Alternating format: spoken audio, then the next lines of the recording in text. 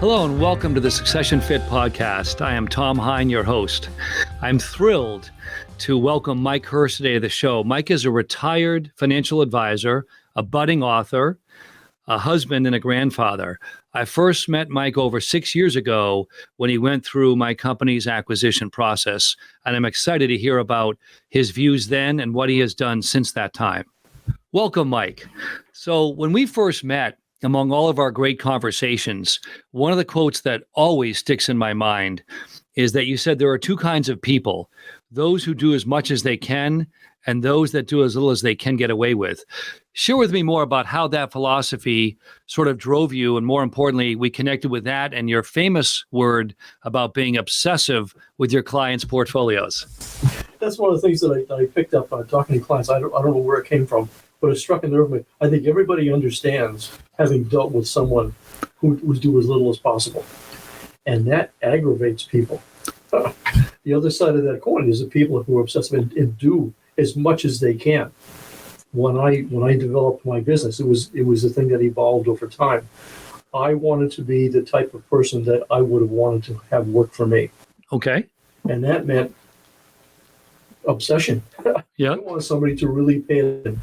This is managing money. I want someone to actually manage the money. I want to pay attention to that, full-time attention, take responsibility, do all these things. And so when I set up my business, I said, that's what I have to do. And when we were talking the first time we got together, I mentioned that. It was almost like an apology. I'm obsessive about with my clients' money. Right? I live and die. I am responsible for what happens to their money.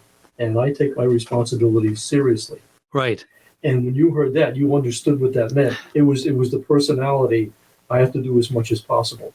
I have to deserve my clients. Right. And we talked about the culture fit. And when Mike used the word obsessive, I'll never forget, very few advisors use that term in a caring way, like, I'm going to get this right. I remember you telling me early on, just one of your stories about the set it and forget it. Remember, people would tell you, sell something and move on, and share with the audience, because for those advisors out there, many of them hardworking that want to have a great succession or continuity plan, you need to find that good cultural fit, someone who thinks and works like you do, who wants to earn the trust of their clients. But share with me early on. An awful lot of us that came into this industry came in through selling life insurance. Yep. And I never really wanted to sell life insurance. Who does? It just kind of happened to me. But I was advising to get my securities license. I did that. And I will never forget that I was sitting in one of those all-day meetings where they cover all the things of the life insurance industry. And they were talking about securities. And the general agent said, no, don't forget, once you make the sale, once you get that thing, you're done. We don't want you to go back and help people with things. And I'm sitting at the table saying, that's what we're supposed to do. And you're telling me we're not supposed to. People that we sell to, people whose assets we take in, they believe that we are going to help them. Right. And now I'm listening to saying that that's not your job. Yeah, move on to the next one. This is like sleight of hand. Yes. Yes. Right? And I determined that's not the way I would do that, because they are wrong and I think I'm right. And so I developed a whole thing around that just kept doing as much as I could to benefit them. And I was alone in that. It's probably 90% of the industry that will set things up. They'll gather the assets, put it in, put the file in the drawer, slam the door shut, click next. Right. And it will never be looked at again. And the world can go to hell in a handbasket. And they still won't touch the file or call the client. Right. Yeah. An individual investment or fund or something like that have disastrous result, and that's not the problem. Right. And if you recall, we talked about another thing, and I'm not trying to bash the industry, but a lot of us in our early training courses, if you don't do anything and you don't rebalance, you're not at fault. Talk a little bit about that, because you and I felt the opposite, which is why we, culture-wise, we connected so well. Yeah. As long as everybody agrees that it's not our job to do anything, nobody can be second-guessed. Right. Everybody's doing it. Right. Or not doing it, either way, right? Yeah. And from my perspective, I'm saying, well, if you're all wrong, that doesn't make me, if I do the same thing. Exactly. Right? It's not what I would want, and what I'm going to do is what I would want other people to do for me. Bingo. Right. Go ahead. And you nailed it. Yeah. So, In religious life, it's the golden rule. right, it is, but not everyone follows it. So walk me through, it was like, I think between 2011 and 2013, you were sitting with one of your executive clients, a really sharp aerospace engineer, and share with me what he asked you, because at that point you and I hadn't met, but I love the story you told me about that. Yeah. It was one of the great clients, the client, and I had a lot of people that really enjoyed the visits. They were as much social as they were business. Mm-hmm. And out of the blue, he said, well, do you have a succession plan? And I thought, wow, nobody's ever asked me that before. I never thought of that. I'm probably a few years away from retirement. I'm not planning on retiring now. And he was asking me that. And I surmised that he was asking me that question for my benefit. Right. Since then, I thought, well, maybe he was asking me for his benefit. Like, what would he do if I passed away? But it was the first time that in my mind I thought about, it's someday I'm going to have to stop this. Maybe I'm going to drop dead. Maybe I'm just going to walk away. Maybe I'm going to sell. But I never really thought about that. Mm-hmm. So what was it like then when you take that moment? Because I know you and I are wired the same. The thing I love about Mike, when we get those questions that we're not expecting, and it kind of rattles around, and I know you wouldn't let it go. You're like, I've got to have a game plan, even though the game plan didn't start, the next day. Walk me through some of that process from, the client asked you, and then we talked about a couple of, the one with the home office gentleman, where you put his interest over yours. Just kind of walk the audience through that process. Let me go a little bit deeper than that. Yeah. The first time I thought about that was when Ep3 Transitions, a company that manages people selling businesses, came to the annual conference for Investors Capital. Okay. And it was one of the side things that you could go to visit. So I went into that. Yeah. I was still a ways from thinking about retirement, but I was curious about that. And they talked about what their process was and how it's organized. It's disciplined. It makes sure that both the buyer and the seller are appropriate, and make sure that the contract is appropriate to both of them. So the buyer pays a fair price, the seller gets a fair price, and it's starting off on that. Then the transition can go a lot smoother. Mm-hmm. And I like that prospect. And I give a little bit of an idea of what the value was. And kind of for the first time I thought, gee, this thing I've been doing, it has value. It has value. Maybe when I get to the time of retirement, this is a saleable item. Right. It's like having an asset other than real estate, but a lot of people look at it as intangible, but your relationship with your clients, that's the big prize. And for the first time, I thought about that. Yeah. Right. So now years are going by, and I'm getting closer, and then one day, out of the blue, I get a telephone call, and it's somebody who asked me, have you ever thought about retirement? I'm thinking, well, yeah, I thought about retirement. I'm not ready to retire, but I thought about it. And he said, well, we should get together and talk. And he said, well, come down to my office in Glastonbury. Yeah. And we'll have a talk. I was like, Glastonbury. Where's Glastonbury compared to Springfield, Massachusetts, right? Foreign country. That's so far away from Western Massachusetts. Come on. Right. They root for different teams there. How could I go there? My clients are all close. They're used to having somebody close. There probably was somebody close. This is Glastonbury. Oh my God, I'm going to have to go down. I'm going to have to go down. 84. We're the drivers at 84. They think they're driving Dodgems. Yes. They call them bumper cars now, right? They come down 84. Oh, okay. And in that turn across the river? Yes. If you don't know what it is, you're probably going to hit the abutment and die. Right. That was not part of my succession plan for you, by the way. I get that. And there's a beautiful big office. And I'm here. All that I'm really here to do is get some experience on what it's like to sit in on an interview. Right. You're too far away, and I'm not quite ready yet. And I go up to the floor, and it's a beautiful office, into the conference room. Everybody's there. And it was a great meeting. It was? And for me, it's just a learning experience. You're going to ask these kind of questions. I'm going to make these kind of answers. I'm going to talk about these things back and forth and all that. That's where we heard about the obsession and stuff like that. Right. Because I'm open and I'm honest. I'm going to tell you things whether they're right or wrong. Right. And that's why sharing for the audience, whether you're a buyer or a seller, we have those moments, you can call them aha moments or epiphanies, whatever you want, where the seller or buyer says something and you don't have to, you can either finish the sentence or your brain knows exactly what they mean. And so for me and my team, we spend the same due diligence with our clients. When you said, I can't believe people would just sell a client and move on. I knew I was dealing with the right type of guy that had this long-term approach. So give me a sense then from that moment, whether it's my firm or I know you had a couple others you were talking to, what are some of the hurdles and things that people said to you that maybe didn't turn out to be true? Because that was our first meeting, but it took another year or two after that. It took at least a couple of years for us to actually, consummate the transaction. Yeah. Which, by the way, by that time, like, oh, please, Mike, we've been talking 2 years. Let's get this thing done. But you were doing your own due diligence. So share with the audience. Yeah. When I got ready, the last hurdle was my two youngest children were on their feet and stable and set. And I didn't need to still be working to be able to fill in any gaps that they might have in their life. Mm-hmm. I said, oh, no, I'm what, 77 years old. No, I wasn't. I was 72 or 73. Mm-hmm. I think it's time. Right? We in the business. I mean, in the time that I had been an advisor, we went through two of the worst economic periods. The bear markets. The Great Depression. Right. Right. The first was 2000, 2001, 2002. Minus 25%, minus 25%, and minus 27%. Yeah, on the indexes, that's correct. That's what that was. I was managing my clients' money, something that nobody else I knew was doing to a great degree. Right. You were not. Some advisors were hiding, we call it hiding under the desk, not returning phone calls. And like me, you were out there either visiting your clients or talking to them saying, here's my game plan. I'm not just going to stay put. Yeah, I always told clients, I'm managing your accounts, and I'll take care of it.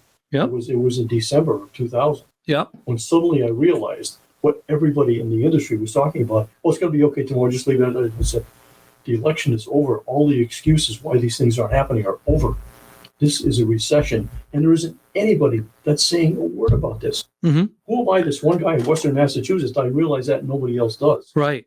And I sat down at my desk, and I just took a stack of files and I put them up on the desk. And I had to. I wasn't an advisor then. If I wanted to make a change, I had to call the client, tell him what I wanted to do, get his approval before I could do it. Right. That's called, for the audience, discretion versus non-discretionary. If you didn't have discretion, and back then very few did, you had to get permission from the client. Yeah. Nowadays, more clients are open with discretion. Yeah. Yep. Yeah. So I sat there with one file at a time, and every client had 2 or 3 or 4 accounts. And I called the client. If I couldn't get a hold of them, it went in this file. If I got a hold, I explained what it is, got to approve it. If they approved it, it went in this file. Almost everybody said, okay, they were used to me by that time. If I called with a suggestion, yeah, go ahead and do that. And I would call until 9 o'clock at night. At 9 o'clock at night, you can't call anymore. That's a rule. So I put those down and I go to the computer. In the days of dial-up, every account had all of these investments. They're all mutual funds. And each holding in each mutual fund was a separate process of repositioning. Right. And I don't know if you can still remember how long it took. The dial-up back then, yes. The first page to go to the second page to go to the third page, the third page to go to the fourth page, click, and that process was done. And now you went to the second investment in the first mutual fund of the first client at the beginning of the process. Right. That's what it was like before technology advanced. By 2 o'clock in the morning, I would hit and go on to the next one, and I would forget what I just did. Right. I can't blame you. I'd have to go back. Yeah. Go back to find out what I just did so I know, oh, this is what I want to do next. Right. There was a lot. But here's the thing. You took that process and you were smart enough to recognize whether it was going to be our firm or somebody else. You're like, whoever buys my firm and takes care of my clients, they have to have a process that basically takes that to a higher level. Yeah. Right. And you figured that out. Just in the moment. Right. I finished that process with 6 days before Christmas. And now, days I made phone calls, nights I was on the computer. It took days and days, and it took about a week to get it done. And then it was done. Now I had 6 days before Christmas, and we had Christmas and go on. And that was a baptism of fire. It certainly was. And walk us through the next bear market was the housing, the great financial crisis. Before we got to that, yeah. The beginning of the next year was a continuation. Now, all of my clients are sitting in cash or government securities. No risk at all. It's the second year of the thing. And all of a sudden, I realized we just went and did our taxes, and I owe a bunch of money because last year was a good year. There was no money coming in. I only get paid when I bring in new accounts. I'm making no money. I've been under more stress than I've ever been under in my life, and I'm about to fail.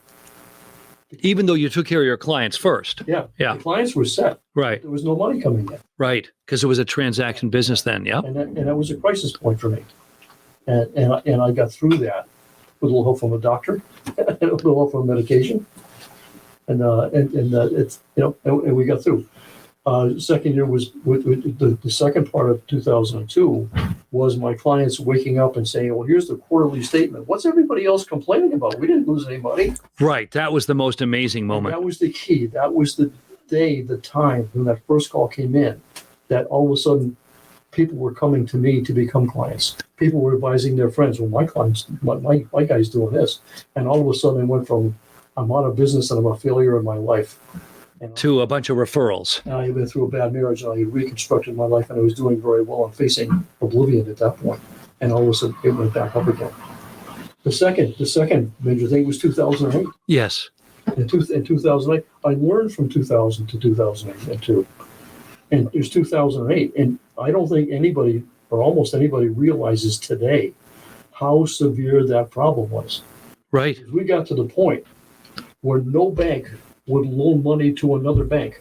Right. That was in desperate need, because they were afraid they'd never get the money back. Right. And if they never got the money back, they'd fail too. Correct. Any business who needed money to cover payroll, it was all frozen. They weren't going to get the money.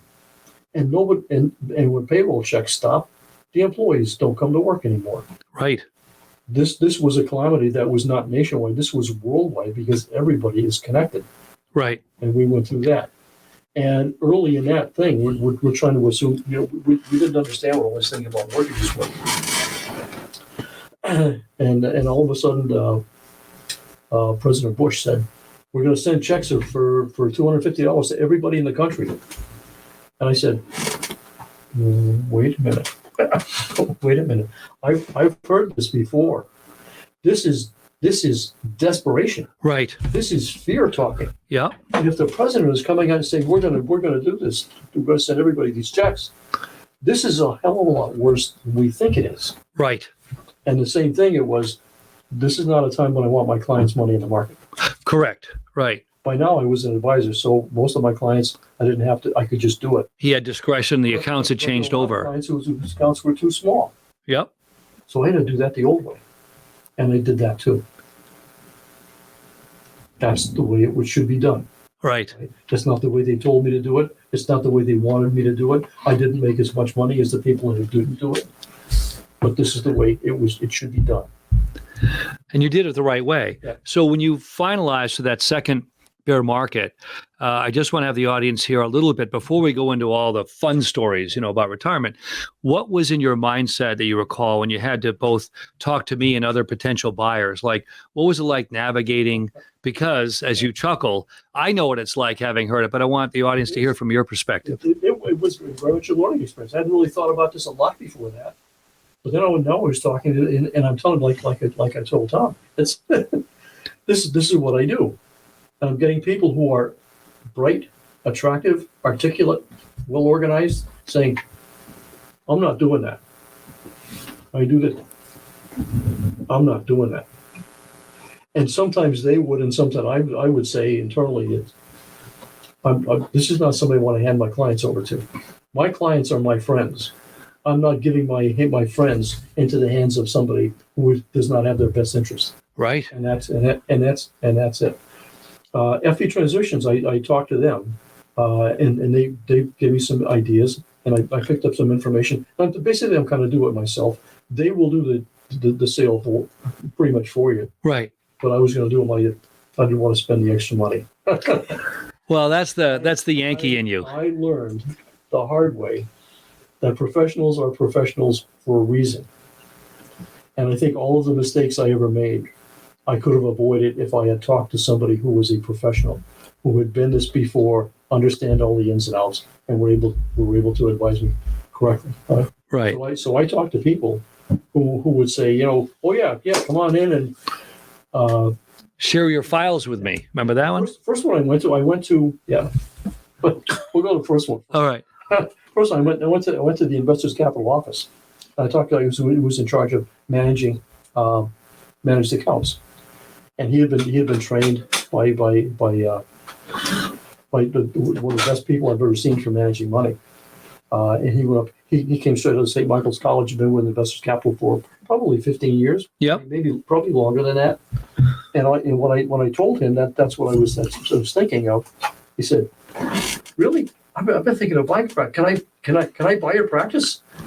I'm saying, "Boy, this is easy." Right. Meaning, a home office person that's ethical and knows your practice. Yeah. That's a no-brainer. Yeah, we're going to work out a fair price. We're going to work this out. There's no paperwork involved. We won't have to do that huge amount of effort because we're the same broker dealer. And I said, I went back home and said, all right, at end of the year, we'll be ready to do that. And the years go by, we're not talking. I get to the end and say, we need to sit down. We need to talk to each other, get used to talking to each other, prepare ourselves for the days we're going to be talking to all the clients.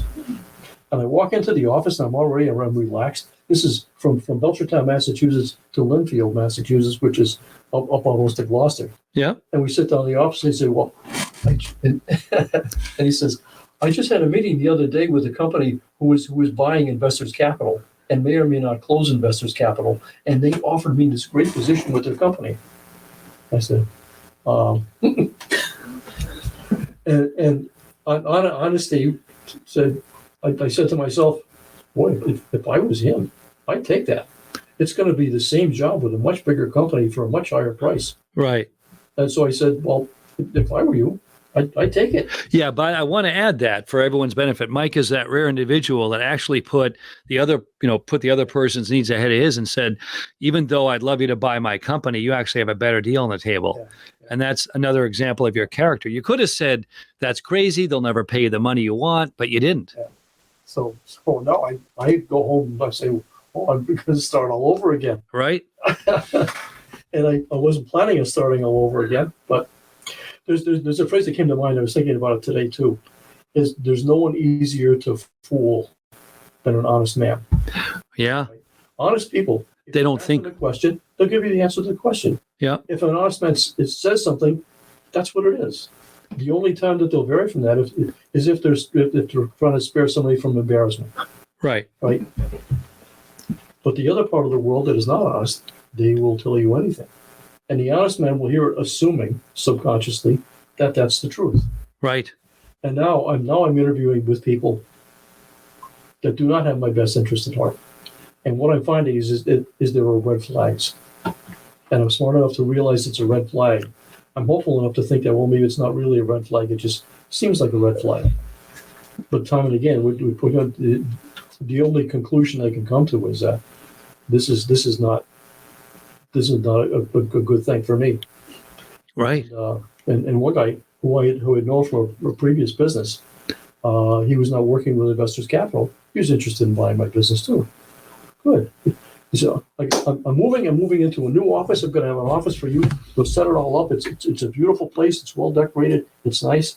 And you know me, and my wife is the secretary, and this will be a great thing for us. Just bring your files in. Go into the office and bring all your files. And I thought, bring all my files into your office. Maybe it's not it's a red flag, whether it's a legitimate red flag or not.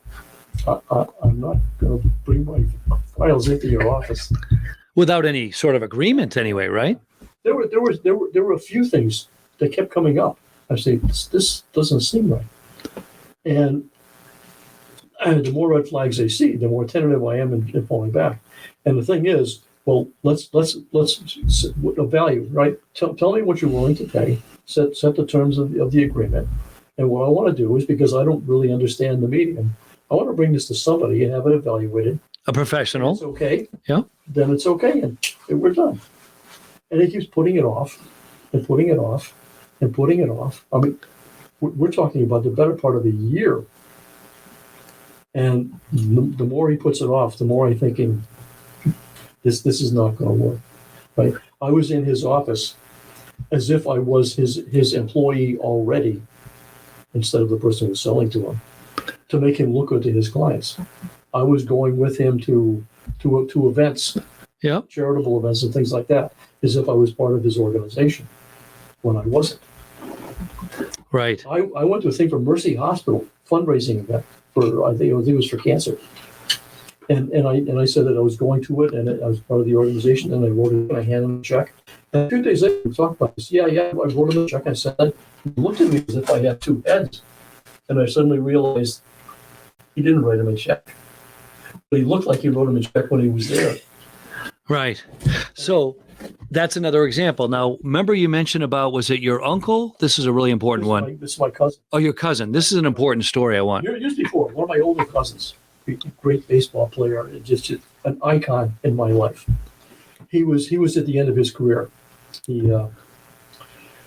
wanted to retire. He was in his 80s. He wasn't in the investment business, though, but go ahead. They sold packaging, boxes and things, primarily to orchards and places like that. Mm-hmm. So, and he was ready to retire. He and his son ran the business. And one of his competitors came and said, John, I'm thinking of buying your business. Let me come in and take a look at the business. And the way I heard it, he came in, he looked over the books and said, here's the sales, and here's the prices, and here are the clients, and all that stuff. Without any legal agreement. Yeah, just to see what it is, to see if he wanted to buy it. And when he was all done doing all this investigation, he said, I don't think so. But he walked away with a list of all his clients and prices and things. And here is this cousin that I love. And he was shafted, and he was into retirement. And the guy just walked in and said, well, you pay so much for him, I'll sell it to you for this. And just took the business. There are unscrupulous people in the world in every profession. Yep. Right? There are in this too. And I saw some of that. The guy we were just talking about. I came at the end of that to believe, I had told him, honestly again, I told him, some days, I could continue to do this forever. Mm-hmm. But there were some days that I couldn't get out of it fast enough. It is stress. I have been through periods of stress. I have limits with stress. But I thought, and I believe to this day, right or wrong, I believe that he was waiting for me to get to the point where I would say, I just can't do anymore, and I would walk away. And he would pick up the phone and call our joint broker-dealer and say, well, I've got all his files here. We've been talking about this and getting together, and he's just stopped working. So transfer all his files over to me. There'll be no payments involved. Right. And one day he called to say, cancel the appointment. We were going to talk about this. I think he emailed me. And my return email was, that won't be necessary. Right. That enough of this. And at that point, I had gone to Ep3 Transitions. Yep. And I had paid to have my business evaluated. Right. So I knew exactly what it was. And I put that thing, and I had put it on his desk. So he knew what the value of the business was. Right. So again, employing, and we interviewed them in the book, Ep3 Transitions. They're a great firm. Employing a professional to get you a third-party valuation was a very smart move. So now I went to Ep3 Transitions and said, okay, I'll pay you even more money. Help me sell the business. And so now there are lists of people who are interested in buying the business and all this thing. And I'm going through these. And some work out, and some don't want to talk to me because I do business differently. Some probably people do. Ep3 Transitions say, talking about these things, to say, here are a certain class of people, you shouldn't consider them buying because they might not be able to pay the true value, right? Right. It's a sum of payments. Oh, I never thought of that. There were some people who were just too new, who weren't skilled for a lot of things, didn't appropriate, right? And there are a lot of people who bought business that just weren't in the market right now. And eventually I'm going through these things and I'm finding things. And I'd settled on a guy who was in the insurance industry. But I'm not a big fan of the insurance industry. But young, articulate, really nice guy, organized. It was in Waltham, Massachusetts. And he offered me a fair price. And so I said, that sounds good. And then, out of the blue again, You called me again. I called Mike. No, I've already decided on somebody, and you said no, you can't do that. I said you have to come back. You have to come back. That's exactly right. I said, you haven't seen the rest of our process and my team. You have to come back. Exactly right. Glastonbury. Yeah. And I'm easy. I can't say no to people. Right. All right, I'll come back to Glastonbury. I really don't want to go to Glastonbury, but I went back, and here I am, and parked in the parking lot, building. And for some reason, I got out of my car, walked behind my car, and took a snapshot of my car. Oh, in front of the building, right? My Genesis coupe. Yeah. In front of the building. That's right. I remember that. It's a nice picture. And then I went in for this. Well, we're just going to talk a few minutes. And you're in Glastonbury. I'm in Western Massachusetts. And we walked in, and it was this probably 3 years had gone by since the first time I talked to you. Right. And while I'm sitting there, it's you just have a huge assembly of programs and things. Right. You follow markets. You know what's happening. You know what's likely to happen. You know what all these things is. Nobody else had that.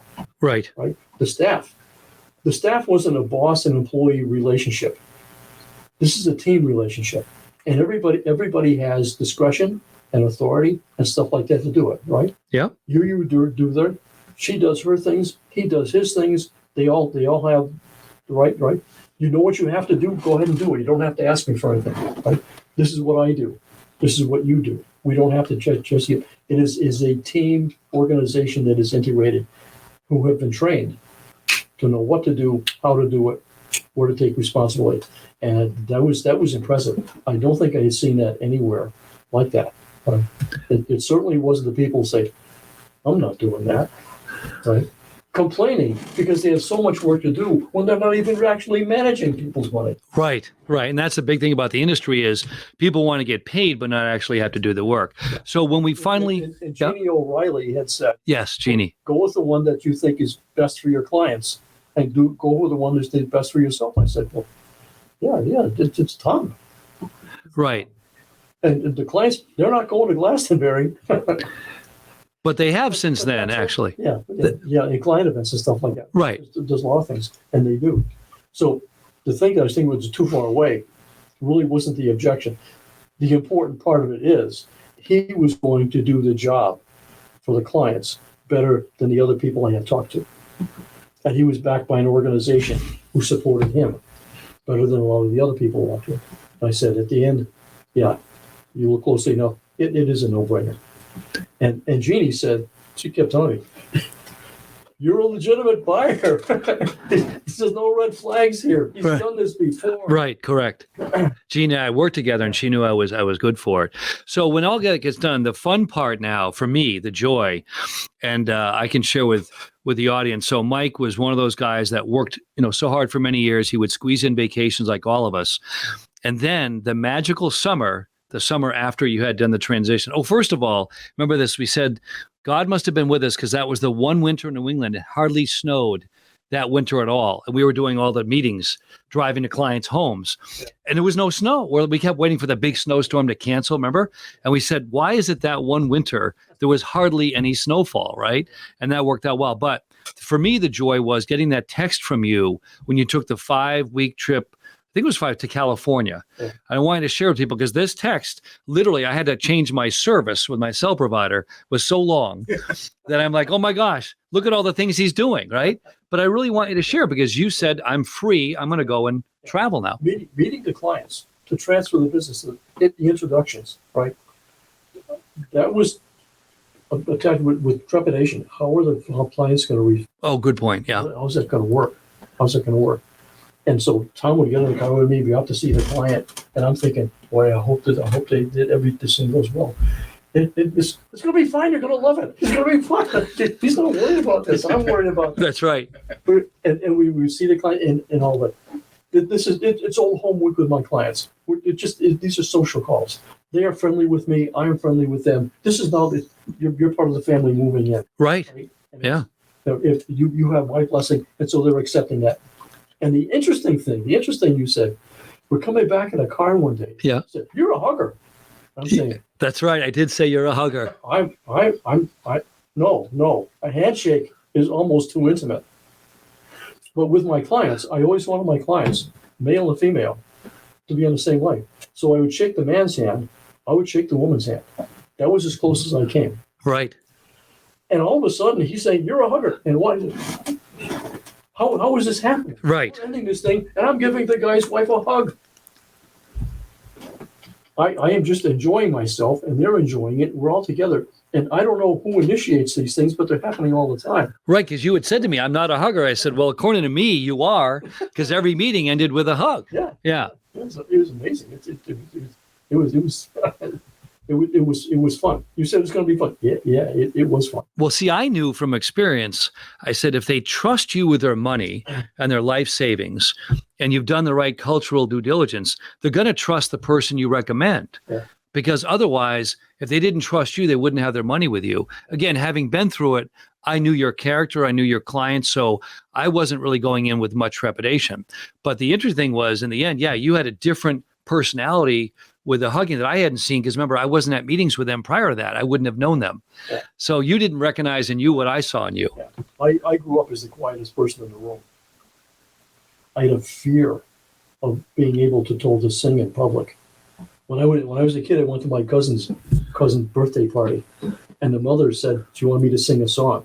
And I couldn't do it. I was probably 7 or 8 years old. Yeah. And she pressed me and pressed me and pressed me, and I couldn't ever. Right? I'm just shy. Right. And it's I came from that background, basically through working, selling insurance door to door, and things like that. You overcome that shyness. Rebuilding my life after my first marriage. Right. I became more outgoing. Still I'm quiet. I don't tend to say something unless I have something to say. Right. But if I'm friendly with you and I have something to say, you can't shut me up. Well, I want the audience to hear about that trip. Remember the one out on the West Coast? Yeah. I admit it. But there's another characteristic about me. My wife warned me about before I came here today. She says, "You know how somebody asks you a question, you tell them the answer, but the answer is in depth." Yeah. Right? Because I'm not going to answer where there's any ambiguity, whether it's investments or friendships or whatever it is. Right. So by the time I get done, you won't have any questions left. But don't do that when you go. Well, we do. We want to hear about that famous trip out west. It started, I was visiting a client, they were talking about a trip to Alaska. Okay. And they're raving about this family trip to Alaska as the most wonderful vacation they ever had. Now we're getting through. So as I'm getting close to retirement, right, getting all this stuff together, I'm thinking, when it comes, I want to take a vacation, right? I've had enough 3 and 4 day vacations because I don't want to be away from work. We're going for a month. Christine had a cousin who lived in L.A. Your wife, Christine. Yeah. She had polio as a child, and she had come back to visit with her new husband and saying, nobody ever comes to visit me. And I said, when I retire, we're going there first. And then we drove up the coast of California, seeing all of the sites. There's too many stories to begin to tell. All the way up, we visited my son in Oregon. We went to Portland. We flew to Vancouver. We got on the cruise ship. We took the cruise up to Whittier, and then we got on a train and took the Denali cruise in the other end and went to Fairbanks. And before we flew home, it was almost a full month later. Driving all the way up the coast, it was just the two of us together, figuring it out, changing our plans, making adaptation, making mistakes, having to turn around and go back, all these things. But it was just the two of us together. And the pictures you sent me of like a sunrise or a sunset, they made me jealous where I wanted to go and take a vacation at that point. Yeah, there were so many things. We took a Dune, but Christine was a teacher, and she's pretty laid back, and she's not, but she wanted to take a dune buggy ride because her brother had built a dune buggy with her father when he was a kid. Yeah. It's a regular dune buggy. So we wanted to go to the dunes for a dune buggy ride. This is a different element. Yeah. And we got to the place, and they said we're gonna take this big one that goes out to the coast, and it's like more like a bus. So we're not running that today. So we're in the middle of this grand vacation. We want to do this, and we can't do it today. We've got to be someplace else tomorrow. And they had the small dune buggies. And I remember seeing a picture in a magazine of the buggy going off the end of the cliff and bang down into the dunes going down. And I'm thinking, Christine, I don't think we should do this. and we're looking around, what we're going to do. She says, we're going to take that one. Well, I don't argue with my wife. You just harness. No, there's 4 people in this thing plus the driver, or maybe 5. And we're going, and the dunes are like, boom, straight up in the goddamn air, across the thing. Well, I think we're going to roll down the hill. I'm hanging on like this. She's excited and she's happy. And laughing. Where is this coming from? The sand is blowing by. We're wearing goggles and stuff like that. I can't get off this goddamn thing fast. And she laughs all the way back, partly because I'm the one hanging on for dear life in this thing. Right. And I bet you weren't thinking about your continuity and succession plan at that moment, right? that was done. That was done, so you didn't worry about that. Right. Yeah, it was the most magnificent vacation of my entire life. And I couldn't tell you how much joy we got. I would share your text, with Jordan and the team at the office. Look what Mike's doing. Yeah. And for me, the joy was you were doing it the right way. You were letting go and starting this new chapter, which, by the way, in all the research I've done, male and female, they hold on too long, sadly, and then they end up having health problems and they can't enjoy it, right? And you did. And I know there's been many vacations, but let's add to me another favorite one, your grandson, Jack. I got to have everyone hear this one because we could keep you busy for hours on all of Mike's stories and vacations, but I want to segue because the grandchildren, especially during COVID, were a special treat for you and Christine, but share that. I'm an adventurous person. Right? I have adventures with my kids. What's your nickname? Adventures with I'm the adventure grandpa now. The adventure grandpa is your nickname. I have some great stories. Yeah. With my other kids, but with Jack, he's 2 years old now. I want to expose him to fascinating things, great experiences, all these things. And in Belchertown, this year, logging is a big thing. Price of lumber is way up. They're logging, they're clear cutting places all over. And there's 2 places within a mile and a half of my house where these big operations are going on. And I see them, and then, they cut the things down, the skidders drag them down to the thing, and the big articulating machines pick up the logs, swivel them around, put them in piles, and another one will pick them up from the piles, swivel them around, and place them on a truck, and the truck goes to the thing. I say, I got to bring my grandson to see this. He's 2. He's going to love this thing. And the second time they were working, and this is January, and it's pretty chilly in January, but there's no snow on the ground. It might have been a very light rain, and we walked probably 30 yards from the car to where we can watch these 2, and nobody stops us. And we're seeing the adventure grandpa. No one's going to stop you. Going like this. We stood there, didn't move for almost an hour, watching these mechanical arms lifting and putting things like that. And then I said, it's pretty chilly. I got to get this 2-year-old back inside and get warm again. We went back in, and now we're back in the house. Christine was the teacher, right? Now we're doing this. Now we're doing this. Now we're having lunch. Now it's that. It's a structured day all day long. And I'm sitting in the table. It's coloring time. Where's the blue crayon? And Jack finds the blue crayon. Let's color with it. And he's scribbling with that. Where's the red one? Where's the magenta one?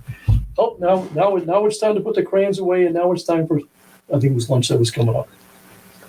And so I'm sitting at the table. I'm enjoying just watching this. I enjoy watching everything about my children, my grandchildren. And I'm sitting there, and they're picking them up, and I go, I lift my arm, and I move my arm in the machine, in the motion of the machine for the logs, and I'm picking up the crayons, I'm moving it down, and I'm putting it down by the crayon. And Jack looks up at me. Yeah. This is now 6 months later, right? This is summertime. That was January. And at any time, either Jack or I can do that same motion. Right. One of us can start it. And we will just catch each other's eye and smile and say, yeah. Right. Yeah. And that's the memories. The thing that gets me most excited about that is the memories and the time you now have, freed up with your children and grandchildren to do those things. Because again, sadly, time flies so fast for all of us that we forget. When you said, think about the aspect of sitting there for an hour uninterrupted with your grandchild, not worried about anything in the world, but focusing. And that's what we all talk about, being present and being focused. So with all of that, I wanted to wrap up on this thought for everybody. And then we know we're going to have Mike back. There's too many good stories. We're going to have him back. But Mike's a great example, not just from my opinion, from the industry's perspective, knowing the next phase of his life, enjoying spending that more time, creating that new future, because too many people either don't know the next phase or maybe they fear it in their life and they never take that step. And I wanted to thank Mike for coming down today, because really in the end, what's the purpose for all of us of building a life's work, whether it's real estate or investments or whatever, if you actually don't get the time to enjoy it, right? To sort of, we call it monetize it. So with that, if you had any parting thoughts, Mike, for anybody listening, especially any advisors who aren't sure about that next step, what would you share with them now, looking back? Selling the business was a capstone to my career. If the sale failed, then I would regard myself as a failure. Okay. It didn't fail. It went spectacularly well. And that was the capstone. It was bought for a fair price by the right person who would take good care of my clients and allow me to step back. Right. Knowing that the clients were taken care of. And now, of all the boys born in 1940, probably more than half of them aren't here anymore. Right. And I am here reflecting on my life and all the successes of my life and having the ability to play with my grandchildren and teach my grandchildren and do all these things and reflect back on the fact that I have had a very interesting life. I've done a lot of things. I had a lot of, and I feel pleased with what I have accomplished. And you should be. And that is the benefit of all of this. Right. If it wasn't for the sailing, it wouldn't have been the same. So yeah, I'm the happiest man in almost any room I'm in. That's wonderful. And when you finish your book, because Mike and I are both authors, when he finishes his first book, I'll have you back. When you get the thing edited or whatever and all cleaned up, we're going to have you back and talk about that, because we got stories we could tell for hours and hours. But with that, I want to thank everyone today for listening for the Succession Fit podcast, and we welcome you again to tune in next week.